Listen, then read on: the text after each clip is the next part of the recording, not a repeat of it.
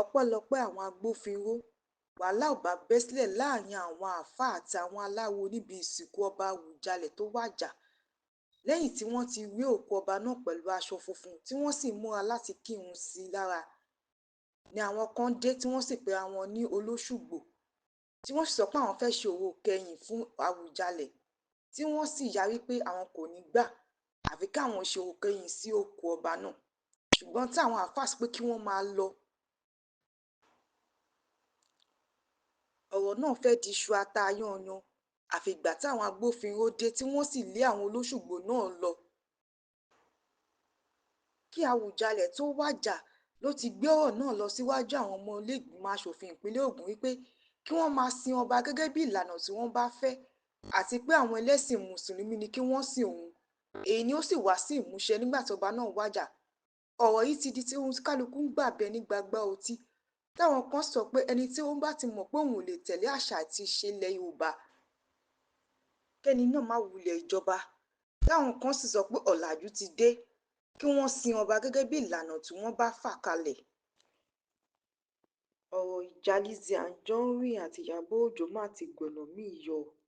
Guys, ẹ wo fídíò yìí, ẹ wo iṣẹ́ tí Ìyábò Òjó ń ṣe jẹun. Ǹjẹ́ lè mọ̀ pé Ìyábò Òjó ń fi èmi àti ìdílé mi ó mọ̀ọ́mọ̀ subject wa sí bully láti fi gba bára ni. Tí mi ò bá provide evidence ọ̀pọ̀lọpọ̀ yín ẹ̀ ní mo ṣe aburú tí Ìyábò Òjó ń ṣe. Ẹ wo fídíò yìí. Where's the account? Oh, for account is see. Mo ti di sí ma. Opinion now, opinion, what opinion? So that woman one bed. Àwọn tí náà wò bá àwọn kí bá àwọn olóṣìtò àwọn olóríire àwọn olówó àwọn alálùbárí kan àwọn máa ń bá tó. Pin account ẹ mọ́ bẹ́ẹ̀ kọ́ lè bá máa fi love and like hùn ẹ́. Oh my God, pin your account. Yes. Guys, make sure you support her, please. Support her, support her, support her. She needs all the help, love. Òun lọ́lọ́pàá ṣe block account mi. No ṣe block account mi. Láti ìgbà yẹn wọ́n ní pé mo wá ṣe DNA test wọ́n ní kí n kọ́ ọmọ wa. Ọ̀rọ̀ dẹ̀ ti wà ní court nítorí ìgbà tó gbé mi lọ sí federal airport tí mo win. Mo kàn ta sùn wọn pé kó wá máa tọ́jú àwọn ọmọ. Okay, to one bed. Guys, please support her, support her. She's a single mother of 3. She needs our support. IY squad. Fọlá tó ṣe ń struggle láti wọn tó máa jẹ, tó ṣe ń struggle láti wọn tó máa mu. Someone that is still struggling to feed her children, struggling to see how she's going to take care of her family. We will see. Because I am also a single mother. And I will not stand and watch you people do this to her. That's Alagbon, we will dey there. The court, we will dey there. Yes. Where you people, Liz Anjorin and your husband, I'm talking to both of you today. Wherever you people want to take this Fola Tinubu's case to, I will be there with you. We will see to it. Do you understand? We will see to it. You people should allow this lady with her 4 children rest. 4 children she has.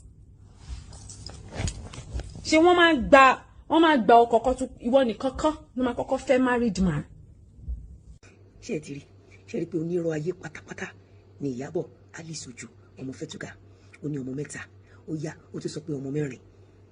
Ṣé tí Mr. Lawal bá fẹ́ Lizzy ṣé Ìyábọ̀ Òjó máa di rádaràdà báyìí all in the name of donations. Ẹ wo bí Ìyábọ̀ Òjó ṣe dá nítorí donation. Ṣé ẹni tó gbé wá ẹ ṣáà gbọ́ tí Fọlá sọ fún Gistlover wípé kọjọ kọ́ máa bọ̀ Lizzy nígbà tó dọ́dọ̀ Ìyábọ̀ Òjó ẹ gbọ́ nǹkan tí Ìyábọ̀ Òjó sọ. Ẹ wo bí Ìyábọ̀ Òjó ṣe turn everything upside down. Ẹ wo kéèsì Naira Marley irọ́ pátápátá ni. Ìyábọ̀ Òjó mọ̀ọ́mọ̀ ó ń ba ayé àwọn èèyàn gidi jẹ́ ni nítorí donations. Tẹ́ ẹ bá ti kọ̀ tẹ́ ẹ san ransom Ìyábọ̀ Òjó máa níyìn lára ni. Ẹ wo fídíò ẹ wo fídíò lọ́mọ 3 ó ti lọ́mọ 4. Ẹ bá mi bí pé kí ló kàn án nínú ọ̀rọ̀ ìdílé mi àtẹni tí Lizzy fẹ́. Ẹ bá mi bèèrè lọ́wọ́ Ìyábọ̀ pé kí ló kàn ṣubú. Ẹ bèèrè lọ́wọ́ ẹ wo iṣẹ́ tó ń ṣe. Ìyábọ̀ lọ́wọ́ àìṣe ṣe ọwọ́ ẹ ti tàn ẹ jẹ ó ti fàárọ̀ ọjọ́ ẹ ó ti fi ṣèrànù ó ti fi ṣòṣì lọ́kọ́ṣẹ́ bó jẹ́ àwọn tó ń tapé tó ó jẹ́ nǹkankan nínú ayé ó jẹ́ nǹkankan ẹni bí ní ẹ èèyàn burúkú ní ẹ bó ṣe ṣe fún Jẹ̀ṣà nìyẹn tó parọ́ ọmọ tó ṣèkà fún bó ṣe ṣe fún Naira Marley àti Sam Larry nìyẹn bó ṣe ṣe fún Lizzy Anjorin nìyẹn kí ló dé tó jẹ́ pé gbogbo ibi tí ìbàjẹ́ bá wà lórúkọ tiẹ̀ ti máa jáde. Of course anybody can help anybody can help anybody but not bringing another person down. Fọlá lápá ó lójú ó lẹ́sẹ̀ I've said it many times. Obìnrin ni Fọlá, kọ́kọ́ ṣe Fọlá náà lè ọ̀zù. Ẹ bá mi béèrè pé kí ni ti Ìyábọ̀ Òjó kó tó múra kankan nítorí àti tọrọ bàbá. Ìyábọ̀ tí ń bá bí ẹ́ owó tó pa nílé DJ Splash níbi tó ti ń ba Naira Marley láyé jẹ́ tó ń parọ́ drugs mọ́. Báwo ni iṣẹ́ rìn rí ṣo lọ́dọ̀ DJ Splash? Èlò ló kàn nínú owó yẹn. Ìyábọ̀ Òjó àṣírí ẹ̀ ti tú. Òun mọ̀ bá àwọn èèyàn lórúkọ jẹ́ torí donations ni lọ́wọ́ àṣẹṣe.